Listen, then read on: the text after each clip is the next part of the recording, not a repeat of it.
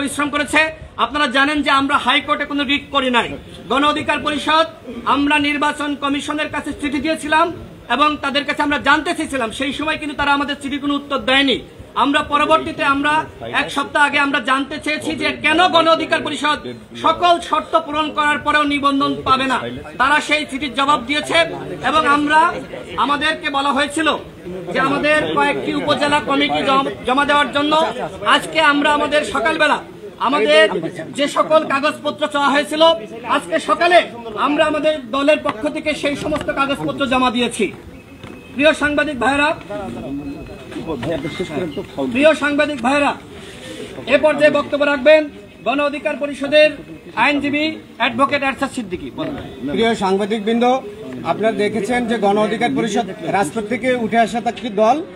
আমরা 11 জুলাই 2023 তারিখে আমাদের একটা নির্বাচন কমিশন থেকে একটা কমিটি গিয়েছিল। তারা একটা তদন্ত প্রতিবেদন দিয়েছে যে আমাদের তৎকালীন কাউন্সিল 10 জুলাই 2023 তারিখে কাউন্সিল বৈধ এবং তৎকালীন যে আহ্বায়ক ছিলেন তার অপসারণ বৈধ সঠিক ছিল, গণতন্ত্র অনুযায়ী ছিল। তদানুযায়ী নির্বাচন কমিশন আমাদেরকে আরো কিছু কাগজপত্র চাহিদা মোতাবেক আমরা এখানে 4 বস্তা কাগজপত্র নিয়ে এসেছি এবং এখানে আমরা যে আবেদন একটা দিয়েছি পুনর্বিবেচনার জন্য গত 28 তারিখে, সেটার প্রেক্ষিতে প্রয়োজনীয় কাগজপত্র জমা দিয়েছি। সকল কাগজপত্র, আমি আবারও বলছি, সকল কাগজপত্র যাচাই বাছাই এবং শর্তাবলী প্রতিপালন সাপেক্ষে নির্বাচন কমিশন নিবন্ধন দিয়েছে। আমরা আজকে নতুন বাংলাদেশে নতুন পার্টি হিসেবে নিবন্ধিত হলাম। আমাদের দলীয় প্রতীক হচ্ছে ট্রাক এবং এই নিবন্ধনটি আমাদের দলের সম্মানিত সভাপতি জনাব নুরুল হক নূরের নামে রেজিস্টার্ড হয়েছে। ধন্যবাদ সকলকে।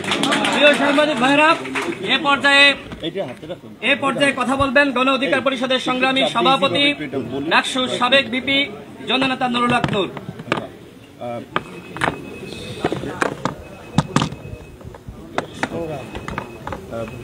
সাংবাদিক ভাই বোনদেরকে শুভেচ্ছা জানাচ্ছি। আপনারা জানেন যে গণ অধিকার পরিষদ, যার সংক্ষিপ্ত নাম ইংরেজি থেকে জিওপি, তো গণ অধিকার পরিষদ জিওপি নামে আজকে আমাদেরকে নির্বাচন কমিশন আমাদের যে তথ্যের যে ঘাটতি ছিল বা তাদের যেটা প্রয়োজন ছিল সেটা পূর্ণতা সাপেক্ষে আজকে নিবন্ধন প্রদান করেছে।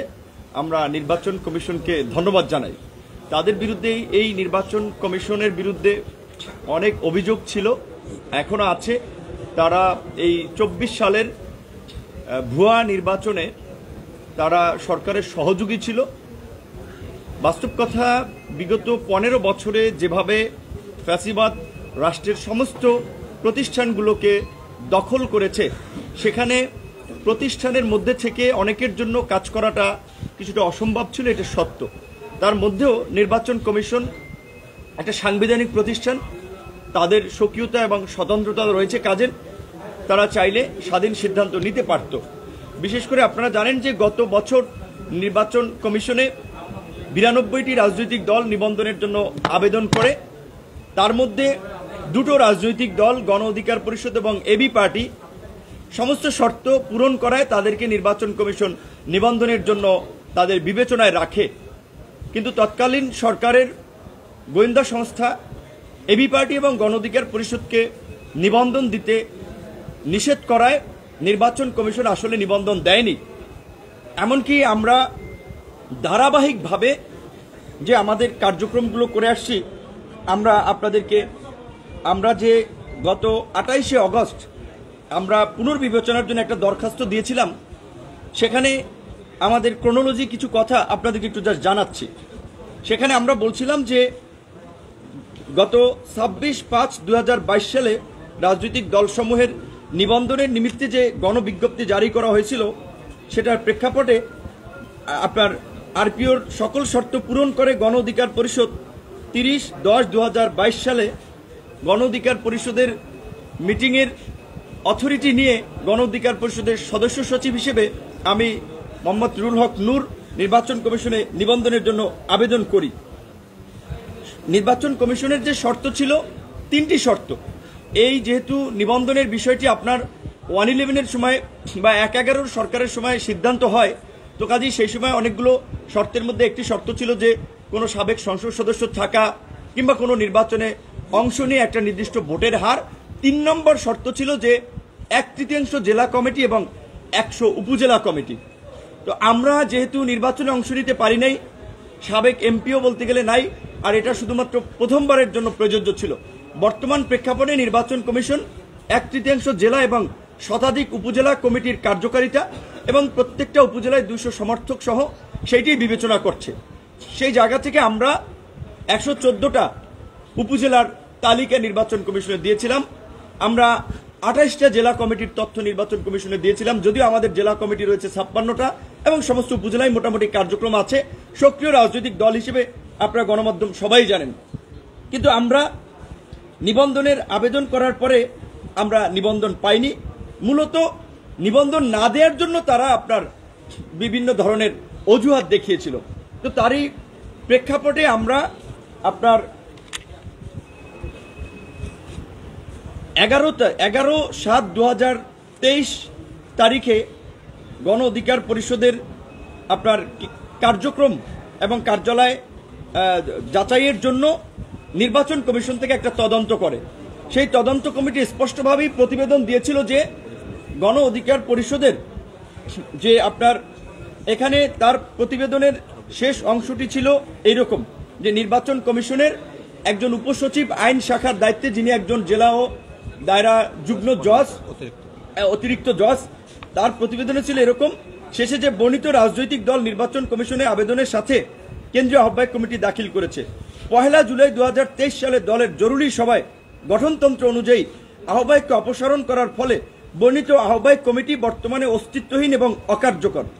বর্ণিত কাগজপত্র ও গঠনতন্ত্র পর্যালোচনায় উক্ত দলের আহ্বায়ক ডক্টর রেজা কিবরিয়াকে অপসারণ করার প্রক্রিয়াটি নিয়মতান্ত্রিক ও গঠনতান্ত্রিক ছিল এবং 10 জুলাই 2023 তারিখে দলের জাতীয় কাউন্সিলে নির্বাচিত কেন্দ্রীয় কমিটি গঠনতান্ত্রিক এবং কার্যকর মর্মে কমিটির কাছে প্রতীয়মান হয়। এইটা গত বছর নির্বাচন কমিশনের তদন্ত প্রতিবেদন ছিল। তারপরেও কিন্তু আমাদেরকে নিবন্ধন দেওয়া হয় নাই। সর্বশেষ আমরা 25/7/2023 তারিখে আমাদের নিবন্ধন পুনর্বিবেচনার জন্য নির্বাচন কমিশনের কাছে আবেদন জানাই। তারপরেও কিন্তু তারা আমাদেরকে আপনার নিবন্ধন দেয়নি। তারপরে আমরা যেহেতু এই বর্তমান ফ্যাসিস্ট সরকারের পতনের পরে রাষ্ট্রীয় প্রতিষ্ঠানগুলো তাদের মতো সক্রিয়ভাবে কার্যক্রম করছে, তারা জনগণের আশা আকাঙ্ক্ষাকে ধারণ করে এগিয়ে যাচ্ছে। আমরা গত 28 তারিখ এবি পার্টির নিবন্ধন প্রাপ্তির পর আমরা আমাদের, যেহেতু আমরা কোর্টে যাইনি, আমরা নির্বাচন কমিশনের কাছেই আমাদের আবেদনটি পুনর্বিবেচনার আহ্বান জানাই।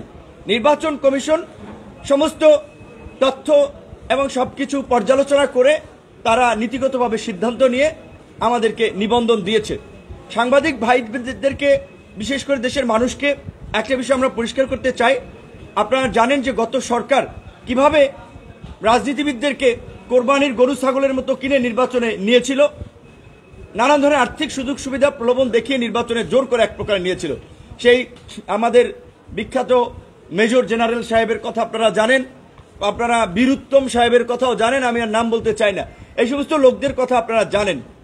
তো আমরা গণ অধিকার পরিষদ 2018 সালে, বিশেষ করে গণ অধিকার পরিষদের সভাপতি হিসেবে আমি, সাধারণ সম্পাদক রাশেদ খান, অন্যান্য নেতৃবৃন্দ, আপনারা জানেন যে এই নেতৃবৃন্দই কিন্তু 18 সালে এই যে আজকে কোটা সংস্কার থেকে রাষ্ট্র সংস্কারের সফল গণ অভ্যুত্থান হয়েছে, এই গণ অভ্যুত্থানের বীজ কিন্তু, এই আন্দোলন সংগ্রামের বীজ কিন্তু 18 সালে বপন করে দিয়েছিল, যার ফলেই কিন্তু আমরা এদেশের আপামর জনসাধারণ, বিশেষ করে তরুণ জনগোষ্ঠীর একটা সমর্থন পেয়েছি, যার ফলে আমাদের 18 সালে যখন কোটা সংস্কারের দাবিটা আংশিক পূরণ হয়েছে, তখন আমরা কোটা সংস্কার থেকে রাষ্ট্র সংস্কারে গণ অধিকার পরিষদ নামক রাজনৈতিক দলের ঘোষণা করি এবং আমরা এই তরুণদেরকে সংগঠিত করার জন্য, তাদের প্রতিবাদী চেতনাকে জাগ্রত করার জন্য, মানুষের অধিকার আদায়ে আমরা সক্রিয় এবং সোচ্চার ছিলাম।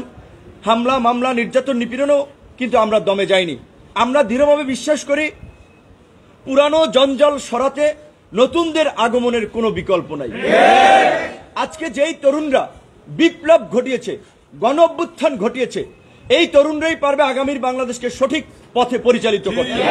এবং এই যে একটা নতুন পলিটিক্স, নিউ ডিসকোর্স, নিউ রাজনৈতিক দল, মানুষের যে প্রত্যাশা, এবং গণ অধিকার পরিষদ হচ্ছে এই নতুন প্রজন্মের নতুনদের রাজনৈতিক দল। এখন এই দল যেন একটা সম্ভাবনাময় শক্তিশালী দলে পরিণত হতে না পারে, এই দলের নেতা কর্মীদের বিরুদ্ধে অতীতেও নানান ধরনের প্রোপাগান্ডা, ষড়যন্ত্র হয়েছে, এখনো হচ্ছে এবং হবে।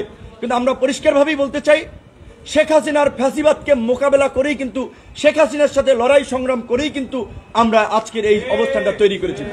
কাজে আপনাদের সবার আমরা ইতিবাচক সহযোগিতা চাই আগামীর বাংলাদেশ বিনির্মাণে। বিশেষ করে তরুণ, পাশাপাশি তরুণ বলতে শুধুমাত্র বয়সের তরুণ আমরা বোঝাচ্ছি না, যারা কাজে তরুণ, যাদের তারুণ্য আছে, বয়স যাদেরকে বয়সের ফ্রেমে বাঁধতে পারে নাই। এই যে আপনারা দেখেছেন এই আন্দোলনে 60 বছরের আপনার বৃদ্ধ কিংবা 50 বছরের আমাদের মায়েরা রাজপথে তাদের সন্তানদেরকে নিয়ে কিন্তু নেমে গিয়েছে। অবসরপ্রাপ্ত সামরিক কর্মকর্তা কর্মচারীরা রাওয়া ক্লাব থেকে তারা কিন্তু রাজপথে নেমে এসেছিল। অবসরপ্রাপ্ত বিভিন্ন আমলারাও কিন্তু এই জনগণের পক্ষে অবস্থান নিয়েছিল। কাজী এই যে যারা প্রতিবাদী তারুণ্য যাদের মধ্যে রয়েছে, সেই তারুণ্যকে নিয়েই আমরা আগামীতে এগিয়ে যেতে চাই। এখন গণ অধিকার পরিষদ নামে আবার মিডিয়ায় বা বিভিন্নভাবে আরেক অংশ লেখে একটা বিব্রতকর পরিস্থিতি আমাদের জন্য তৈরি করতে চায়, বা একটা বিভ্রান্তি। প্রকৃত অর্থে আপনারা দেখেন যে আমাদের এই কপি আছে, আপনাদের প্রত্যেককে আমরা কপি দিয়ে দেব। আপনার অফিসিয়ালি সাংগঠনিকভাবে গণ অধিকার পরিষদ, সংক্ষিপ্ত নাম যার জিওপি, আমরা নিবন্ধিত হয়েছি। তো অনুরোধ করব 2-4 জন যারা বিভ্রান্তকারী, পথভ্রষ্ট যদি দাবি করে গণ অধিকার পরিষদ এটিকে হয়, আপনারা দেখেছেন তাদের তাদের তাদের রাজনৈতিক অবস্থানটা বা সাংগঠনিক অবস্থানটা এই দলে কোথায় কি পর্যায়ে ছিল সেটা আপনারা জানেন। যেমন বিএনপি ভেঙে নির্বাচনের আগে তৃণমূল বিএনপি করিয়েছিল, আপনারা দেখেছেন। আবার কাছাকাছি একটা নামে মার্কা দিয়েছিল কি, পাটের আঁশ, আর ওইদিকে ধানের শীষ। সো এইদিকে এই যে যারা গণ অধিকার পরিষদের মতো আগামীর একটা সম্ভাবনাময় রাজনৈতিক দল, একটা তরুণদের রাজনৈতিক দলকে যারা ডিভাইডেড দেখাতে চায়, বিভক্ত দেখাতে চায়, বিভ্রান্ত করতে চায় জনগণকে, আমরা বিশেষ করে রাষ্ট্রের চতুর্থ স্তম্ভ, 4th স্টেট, বর্তমান আমি মনে করি যে রাজনৈতিক দল, সরকার, তার চেয়ে গুরুত্বপূর্ণ ভূমিকা পালন করতে হবে সাংবাদিক সমাজকে। সেই সাংবাদিক সমাজের কাছে আমরা আন্তরিকভাবে সহযোগিতা চাই। এবং আমরা এইটুকু বলবো, এই যে পরিবর্তনের একটা আওয়াজ উঠেছে, পরিবর্তনটা সময়ের ডিমান্ড, পরিবর্তন হবে। এইখানে গুরুত্বপূর্ণ ভূমিকা পালন করতে হবে সাংবাদিকদেরকে। যারা লুটপাট করছে, চাঁদাবাজি করছে, দখলদারি করছে, নৈরাজ্য তৈরি করছে বিভিন্ন জায়গায়, মানে আগে আওয়ামী লীগ যেভাবে লুটপাট করে খেত, চাঁদাবাজি ধান্দাবাজি করে খেত, এখন কিন্তু আরেকটা নব্য দখলদার গোষ্ঠী ওই জায়গায় কিন্তু সেটেল হয়ে গেছে। আপনি সেটা পরিবহন খাতের দিকে তাকান, যেমন দেখবেন পরিবহন খাতের মাফিয়া ছিল ওই শাহজাহান খান, এনায়েতুল্লাহরা। তারা যেই অফিসে বসে চাঁদা তুলত, যেই পরিবহনগুলো জনগণের মানুষের কাছ থেকে নিয়ে তারা নিয়ন্ত্রণ করত, এখন কিন্তু সেগুলো আবার একটা সেটআপ কিন্তু বসে গেছে, শুধু পরিবহন খাতে না, বিভিন্ন জায়গায়। এখন আমরা যেটা বলছি যে এই গত রেজিমের সহযোগীদের অস্তিত্ব না রাখার জন্য, বিকজ তাদের অস্তিত্ব যদি থাকে তাহলে নতুন পরিবর্তন হবে না। কিন্তু দেখেন আজকে 82 জন সচিব রয়েছে, সারা দেশে লক্ষ লক্ষ সরকারি কর্মকর্তা কর্মচারী রয়েছেন, সবাই কিন্তু ফ্যাসিবাদের দোসর ছিলেন না। কাজী সবাইকে ঢালাওভাবে ট্যাগ দেওয়া, ঢালাওভাবে অভিযুক্ত করে সব মানুষকে বিপক্ষে দাঁড় করিয়ে দেবেন না। এটা যারা করছেন এই বিষয়ে সতর্ক থাকবেন। আমাদের কথা পরিষ্কার, যাদের স্পেসিফিক সুনির্দিষ্ট অপরাধ রয়েছে তাদের বিরুদ্ধে পদক্ষেপ নিতে হবে। ঢালাওভাবে কাউকে হয়রানি করা, চাকরিচ্যুত করা, এইটা করা যাবে না। এবং দেশকে সচল করার জন্য এই মুহূর্তে 2টো বিষয় আমাদের সবচেয়ে গুরুত্বপূর্ণ এবং জরুরি। প্রথম দিন থেকে আমরা বলে আসছি, এখন আমরা বলছি, প্রথম হচ্ছে আইন শৃঙ্খলা পরিস্থিতি স্বাভাবিক করা। এখনো পুলিশকে স্বাভাবিক কার্যক্রমে ফেরানো যায় নাই। স্বরাষ্ট্র উপদেষ্টা অনতিবিলম্বে অন্যান্য স্টেক হোল্ডারদের সাথে আলোচনা করে পুলিশকে স্বাভাবিকভাবে ফাংশনিং করতে হবে। দ্বিতীয়ত, দেশের অর্থনীতিকে সচল রাখার জন্য আমরা পরিষ্কারভাবেই বলছি, কোনো ব্যবসায়ী যদি আওয়ামী লীগের সহযোগী হয়ে থাকে, সে যদি অপরাধ করে থাকে, অর্থ পাচার, লুটপাট করে থাকে, আইনের আলোকে তার বিরুদ্ধে বিচার হবে। কারো এখতিয়ার নাই কারো মিল ফ্যাক্টরি জ্বালিয়ে দেওয়ার, কারো এখতিয়ার নাই কোনো অফিস দখল করার। এইটা আমরা ছাত্র জনতা সম্মিলিতভাবে আমরা এইটার জন্য আমরা কথা বলবো। এবং ভুক্তভোগীদের কেউ যদি অন্যায়ভাবে কোনো ভুক্তভোগী হয়ে থাকেন আমরা পাশে থাকব। সর্বশেষ যেটা আজকের আমাদের এই রাজনৈতিক দল গণ অধিকার পরিষদের নিবন্ধন প্রাপ্তিতে আমরা দেশবাসীকে শুভেচ্ছা এবং অভিনন্দন জানাচ্ছি, আল্লাহর কাছে কৃতজ্ঞতা প্রকাশ করছি। নির্বাচন কমিশনকেও আমরা ধন্যবাদ জানাচ্ছি যে তারা গণ অধিকার পরিষদের মতো একটা উদীয়মান সম্ভাবনাময় দল সকল শর্ত পূরণ করার পরেও এতদিন তারা বিগত সরকারের প্রেসারে নিবন্ধন আটকে রেখেছিল। আজকে আনুষ্ঠানিকভাবে সচিব মহোদয় এবং আইন সচিব তারা দুজনের উপস্থিতিতে আনুষ্ঠানিকভাবে গণ অধিকার পরিষদকে ট্র্যাক প্রতীকে নিবন্ধন দিয়ে তারা আমাদের হাতে চিঠি তুলে দিয়েছে। আমরা তাদেরকে ধন্যবাদ জানাই এবং দেশের আপামর জনসাধারণকে আমরা এটা বলতে চাই, আজকে যে রাষ্ট্র সংস্কার প্রয়োজন এইটা কিন্তু আমরা আজকে উপলব্ধি করি। আমরা কিন্তু 21 সালে আমাদের দলের ঘোষণাপত্রে আমরা বলেছিলাম যে এই রাষ্ট্রের সংস্কার প্রয়োজন। দুর্বৃত্তায়িত রাজনীতির বিপরীতে একটা ইতিবাচক সৃজনশীল পলিটিক্স দরকার। বিভাজনের বাইরে এসে জাতীয় ঐক্য সংহতির রাজনীতি প্রয়োজন। গণ অধিকার পরিষদের যে স্লোগান, জনতার অধিকার আমাদের অঙ্গীকার, আমাদের অঙ্গীকার দেশ হবে জনতার, এই যে জনগণের রাষ্ট্র প্রতিষ্ঠা করা কিংবা রাজনৈতিক দলগুলো যে জনগণের অধিকার বাস্তবায়নে কাজ করা উচিত, এটা এই বিপ্লবের পরে আমরা এটা বুঝতে পারি নাই। কিন্তু আমরা 21 সালেই কিন্তু এই স্লোগান নির্ধারণ করে দিয়েছি। আমাদের যে 4টি মূল নীতি, গণতন্ত্র, ন্যায় বিচার, অধিকার, জাতীয় স্বার্থ, আমরা গণতন্ত্রের প্রাতিষ্ঠানিক রূপদান করার জন্য রাজনৈতিক দলগুলো যে নিজেদের মধ্যে গণতান্ত্রিক চর্চা নাই, সেজন্য আমরা বারবার বলেছি কিন্তু রাজনৈতিক দলে গণতন্ত্র থাকতে হবে। এবং আপনারা দেখেছেন গণ অধিকার পরিষদই একমাত্র রাজনৈতিক দল যেটা আমি মনে করি আহ্বায়ক কমিটির পরে সফল কাউন্সিল করে আজকে একটা পূর্ণাঙ্গ কমিটি গঠন করেছে এবং যার সহযোগী ভ্রাতৃপ্রতিম সংগঠন যুব অধিকার পরিষদ, ছাত্র অধিকার পরিষদ, শ্রমিক অধিকার পরিষদ, দেশের বাইরের প্রবাসীদের নিয়ে প্রবাসী অধিকার পরিষদ, পেশাজীবী অধিকার পরিষদ, সব জায়গায় গণতান্ত্রিক প্রক্রিয়ায় কিন্তু নেতৃত্ব নির্বাচিত হচ্ছে। আমরা 2 নম্বরে মূলনীতিতে ন্যায় বিচারের কথা বলছি, কারণ এই দেশে বিচারের নামেই সবচেয়ে অবিচার হয়। এখন পর্যন্ত আমাদের দেশে উচ্চ আদালতে বিচারক নিয়োগের কোনো সুনির্দিষ্ট নীতিমালা নাই, যার ফলে যখন আওয়ামী লীগ আসে তাদের পছন্দের লোককে বিচারপতি হিসেবে অ্যাপয়েন্টেড করে, বিএনপি আসে, অন্য লোক দল আসে, তাদের পছন্দের লোককে বিচারপতি হিসেবে অ্যাপয়েন্টেড করায় ন্যায় বিচার বিঘ্নিত হয় এবং আদালতের পূর্ণাঙ্গ স্বাধীনতা না থাকায় নির্বাহী বিভাগের একটা হস্তক্ষেপ সবসময় থাকে। যেই কারণে আমরা বলছি সমাজের সর্বস্তরে ন্যায় বিচার নিশ্চিত করতে হবে। আমাদের যে 3 নম্বর মূলনীতি অধিকার, আমরা পরিষ্কারভাবেই বলেছি এই দেশে হিন্দু, বৌদ্ধ, খ্রিস্টান, বিভিন্ন ধর্ম, বর্ণ, মত পথের মানুষ বাস করে। সকলের অধিকার প্রতিষ্ঠায়, সকলের অধিকার সুরক্ষায় গণ অধিকার পরিষদ অঙ্গীকারাবদ্ধ। গণ অধিকার পরিষদের এই রাজনৈতিক দলের ছাতার নিচে এসে যেন সমস্ত মানুষ যেন নিরাপদ বোধ করে, যেই কারণে আমরা 3 নম্বর মূলনীতিতে আমরা অধিকারকে রেখেছি। 4 নম্বর মূলনীতিতে আমরা জাতীয় স্বার্থের কথা রেখেছি। কারণ আপনারা সবাই শুনেছেন আওয়ামী লীগের আমলে তারা বলছে বিএনপি ভারতকে গ্যাস দেওয়ার চুক্তি করে ক্ষমতা এসেছিল। আবার আমরা তো পরিষ্কারভাবেই দেখেছি গত 15 বছরে কিভাবে আওয়ামী লীগ বাংলাদেশকে ভারত নিয়ন্ত্রিত একটি পুতুল রাষ্ট্রে পরিণত করেছিল এবং এই শেখ হাসিনার পতনেও শেষ দিকেও ভারতের সামরিক বাহিনীর হস্তক্ষেপে শেখ হাসিনা কিভাবে এই দেশে গণহত্যা চালাতে চেয়েছিল এবং রয়ের সহযোগিতায় গণহত্যা চালিয়েছিল, সেগুলো আজকে পরিষ্কার ভারতীয় গোয়েন্দা সংস্থা রয়ের সহযোগিতায় এবং ভারতের সমর্থনে। কাজেই আমরা বলেছি যে দল নয়, মত নয়, সবার আগে বাংলাদেশ, সবার আগে বাংলাদেশ, সবাই মিলে গর্ব দেশ। কাজেই এই দেশকে সবার উপরে স্থান দিতে হবে, যার কারণে আমরা বলছি যে জাতীয় স্বার্থ গণ অধিকার পরিষদের রাজনীতিতে অন্যতম প্রাধান্য। যার কারণে এই 4টি মূল নীতি এবং আমরা আমাদের লক্ষ্য উদ্দেশ্যে পরিষ্কারভাবেই বলেছি একটা গণতান্ত্রিক, বৈষম্যহীন, জ্ঞানমুখী একটা কল্যাণ রাষ্ট্র আমরা গঠন করতে চাই, যেখানে মানুষের স্বাস্থ্য, শিক্ষার মতো মৌলিক অধিকারগুলো হবে সার্বজনীন এবং কোনো পরিবারতন্ত্র কিংবা কোনো কর্তৃত্ববাদী শাসন যেন স্থায়ীভাবে আস্তানা না গেড়ে বসতে পারে। ওইটা কিন্তু 2021 সালের 26 অক্টোবর আমাদের ঘোষণাপত্রে 21 দফা কর্মসূচিতে আমরা বলেছিলাম একই ব্যক্তি একই সাথে দলীয় প্রধান এবং সরকার প্রধান হিসেবে থাকতে পারবে না। একই ব্যক্তি 2 বারের বেশি প্রধানমন্ত্রী হিসেবে থাকতে পারবে না। এইটা কিন্তু এখনকার চমক না, 21 সালেই কিন্তু আমরা বলেছি। তো আপনারা যারা তাৎক্ষণিক নোটিশে এখানে এসেছেন তাদেরকে ধন্যবাদ। আপনাদের যদি কোনো প্রশ্ন থাকে আমরা উত্তর দিব, না হলে আমরা শেষ করব।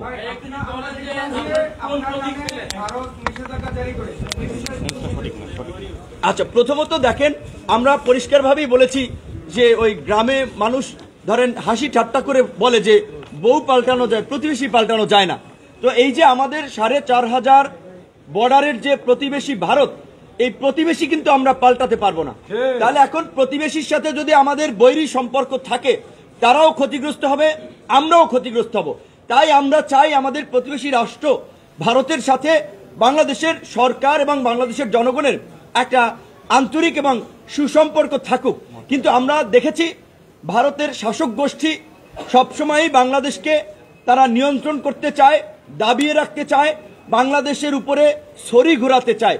এই যে একটা আপনার আমাদেরকে অবমূল্যায়ন করা কিংবা এই যে দাদাগিরি করা, এই যে আমরা মানব না। তো ভারতের শাসক গোষ্ঠী যদি তাদের রাষ্ট্রীয় পলিসির এই দাদাগিরি পলিসি পরিহার করে, এই কর্তৃত্ববাদী ছড়ি ঘুরানোর রাষ্ট্রীয় নীতি পরিহার করে বন্ধুসুলভ আচরণ করে, বন্ধুত্বের সম্পর্ক গড়তে চায়, আমরা তাদের সাথে সম্পর্ক এগিয়ে নেব, আমরাও তাদের সাথে বন্ধুত্বের সম্পর্ক গড়ে তুলব। কিন্তু এই যে আপনাদের মাধ্যমেই আমরা জানতে পেরেছি যে বাংলাদেশের বেশ কয়েকজন ছাত্র নেতাকে নাকি ভারতের নিষেধাজ্ঞা দিয়েছে, কথাটি কতটুকু সত্য আমরা ভারতের ফরেন মিনিস্ট্রির মাধ্যমে জানতে পারলে ভালো হতো। কিন্তু ইতিমধ্যেই কিছু নজির আমাদের সামনে রয়েছে। যেমন আপনারা জানেন অভিনেত্রী বাঁধন আমার সাথে তার একটা ছবি থাকার কারণে সে নাকি ইন্ডিয়ান আপনার ভিসা পায় নাই, যেটা সে আমার সাথে পার্সোনালিও বলেছিল। আমেরিকান এম্বাসির স্বাধীনতা দিবসের প্রোগ্রামে দেখা হয়েছিল, সেখানে সে আমার সাথে একটা ছবি তুলেছিল, সেই কারণে তার ইন্ডিয়ান ভিসা হয় নাই। তো কেন ভাই, আমরা তো সরকারে ছিলাম না, আমরা তো মানে একেবারে ভারতের শত্রু হয়ে যাওয়ার মতো কোনো রাজনৈতিক দলও ততদিনে ছিলাম না। আমরা একটা উদীয়মান রাজনৈতিক দল, 5 বছর 6 বছরের রাজনৈতিক অগ্রযাত্রায় নিজেরা বেড়ে ওঠার চেষ্টা করছি।